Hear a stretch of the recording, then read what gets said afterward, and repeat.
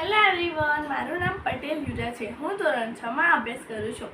આજે હું તમને રવિન્દ્રનાથ ટાગોર વિશે જણાવીશ। રવિન્દ્રનાથ ટાગોર એક મહાન કવિ, લેખક, સંગીતકાર, નાટ્યકાર, ચિત્રકાર અને દાર્શનિક હતા। તેમને ગુરુદેવ નામે પણ ઓળખવામાં આવે છે। તેમનો જન્મ 7 મે 1861ના રોજ કલકત્તામાં થયો હતો। રવિન્દ્રનાથ ટાગોરના પિતાજીનું નામ દેવેન્દ્રનાથ ટાગોર હતું અને તેમની માતાજીનું નામ શારદા દેવી હતું।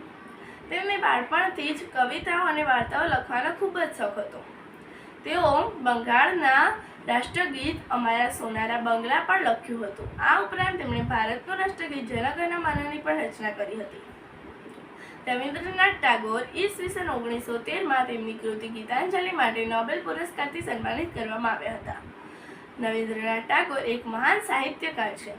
તેમણે 7 ઓગસ્ટ 1941ના રોજ છેલ્લા શ્વાસ લીધા હતા।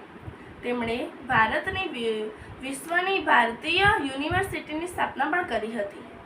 રવિન્દ્રનાથ ટાગોરને કુલ 13 ભાઈ બહેનો હતા। તેમના માતા પિતાના 13મા સંતાન રવિન્દ્રનાથ ટાગોર હતા। રવિન્દ્રનાથ ટાગોરના માતાનું અવસાન તેમના બાળપણમાં જ થઈ ગયું હતું।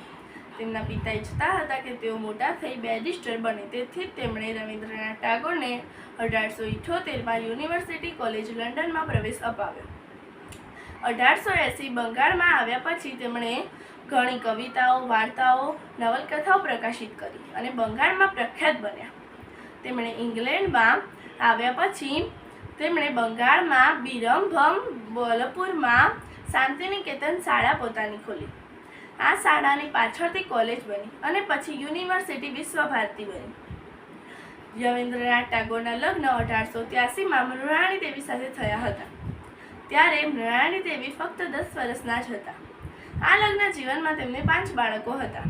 તેમાં 2 બાળકોનું અવસાન તેમના બાળપણમાં જ થઈ ગયું હતું। તે જ સમયે રવિન્દ્રનાથ ટાગોરના પત્ની મૃણાલી દેવીનું અવસાન 1902માં થઈ ગયું હતું। થેન્ક્સ।